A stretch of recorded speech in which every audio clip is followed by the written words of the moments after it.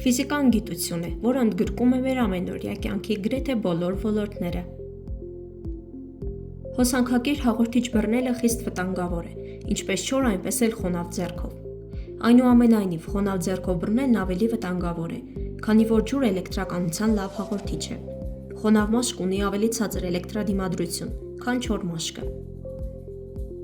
Ապակու կտորները հնարավոր է սոսնձել այնպես, որ սոսնձման տեղը չերևա կամ լինի անտեսանելի։ Սա հնարավոր է իրականացնել օգտագործելով հատուկ մեթոդներ և նյութեր, օրինակ ուլտրամանուշակագույն սոսինձները։ Այս սոսինձները հեղուկ են և լրիվ թափանցիկ, քանի դեռ սոսինձը հեղուկ է, այն թույլ է տալիս ճշգրիտ դիրքավորել ապակու կտորները։ Պնդանալուց հետո այն դառնում է նույնքան թափանցիկ, որքան ինքը ապակին, ինչի արդյունքում սոսնձման տեղը գրեթե չի նկատվում։ Նիկելը և քրոմը ապահովում են այնպիսի հատկություններ, որոնք բացակայում կամ թույլ են հիմնական ավելի էժան մետաղների մոտ։ Էլեկտրոլիզը ապահովում է, որ ծածկույթը լինի նուրբ, ամուր և միատարր։ Այսպիսով նիկելապատումը կամ քրոմապատումը թույլ են տալիս օգտագործել էժան, բայց ամուր մետաղներ, միաժամանակ նրանց տալով թանկարժեք մետաղներին բնորոշ գեղեցկություն և դիմադրություն, պաշտպանելով ժանգոտումից և մաշվելուց։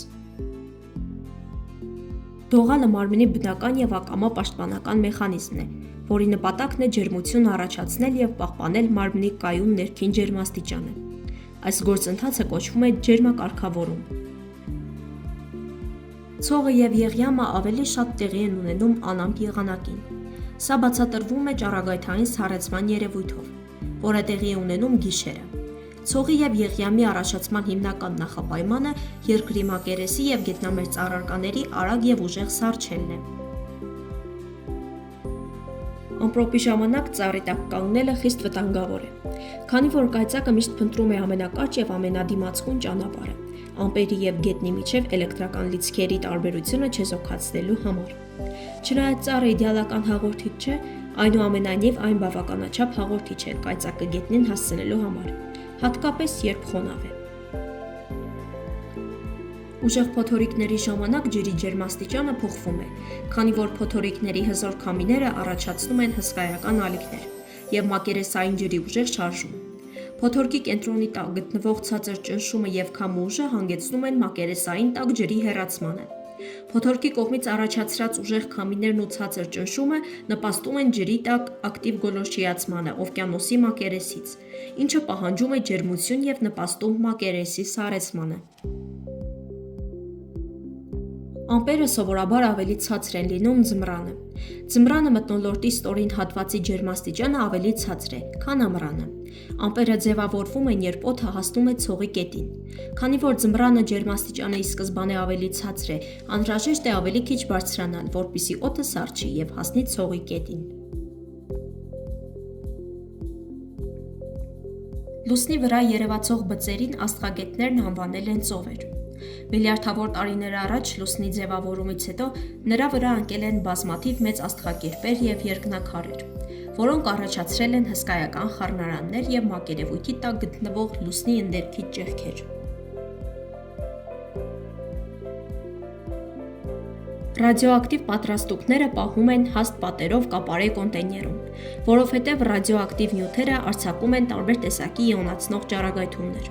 Կապարը ընտրվում է որպես պաշտպանիչ նյութ, վահան, քանի որ ունի բարձր խտություն, ինչը նշանակում է, որ այն շատ ատոմներ է պարունակում փոքր ծավալում։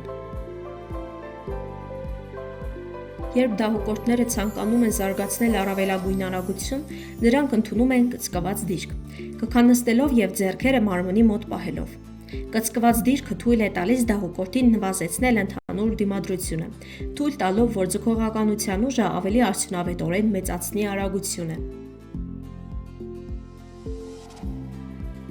Հնարավոր չէ նույն պոմպով բարձրացնել եռացող ջուրը, ինչպես օրինակ 8 աստիճանի ջուրը, քանի որ ջուրը եռում է 100 աստիճանում, ջրի գոլորշու ճնշումը շատ բարձր է և գրեթե հավասար է մթնոլորտային ճնշմանը։ Առվակի կարկաչյունը հիմնականում պայմանավորված է ջրի շարժումով և նրա փոխազդեցությամբ շրջակա միջավայրի հետ։ Կարկաչյունը ջրի և օդի միջև տեղի ունեցող մանր արագ բախումների և պղպջակների պայթյունների ձայնային էֆեկտն է, որը ուժեղանում է առվակի անհարթ ճանապարհի շնորհիվ։ Մեքենան ավելի մեծ հզորություն է զարգացնում արագացումով շարժվելիս, քան թե հավասարաչափ շարժման ժամանակ։ Քանի որ հավասարաչափ շարժվող մեքենայի շարժիչի ուժը ծախսվում է միայն դիմադրության ուժերը հաղթահարելու վրա, իսկ արագացումով շարժվող մեքենայի շարժիչի ուժը ծախսվում է ինչպես դիմադրության ուժերը հաղթահարելու, այնպես էլ մեքենայի զանգվածն արագացնելու համար։ Քանի որ արագացման դեպքում ընդհանուր ուժը ավելի մեծ է, հզորությունը նույնպես ավելի մեծ է։ Քրտնած վիճակում մարդկանց խորհուրդ չի տրվում դուրս գալ սառը օդին, քանի որ դա կհանգեցնի մարմնի ջերմաստիճանի կտրուկ կորստի և հիպերթերմիայի ռիսկի։ Սառը և չոր օդը արագացնում է քրտինքի գոլորշիացումը մաշկի մակերեսից։ Գոլորշիացումը մարմնից դուրս է բերում մեծ քանակությամբ ջերմություն։ Մարմինը չի հասցնում կարգավորել իր ջերմաստիճանը և այն կտրուկ իջնում է։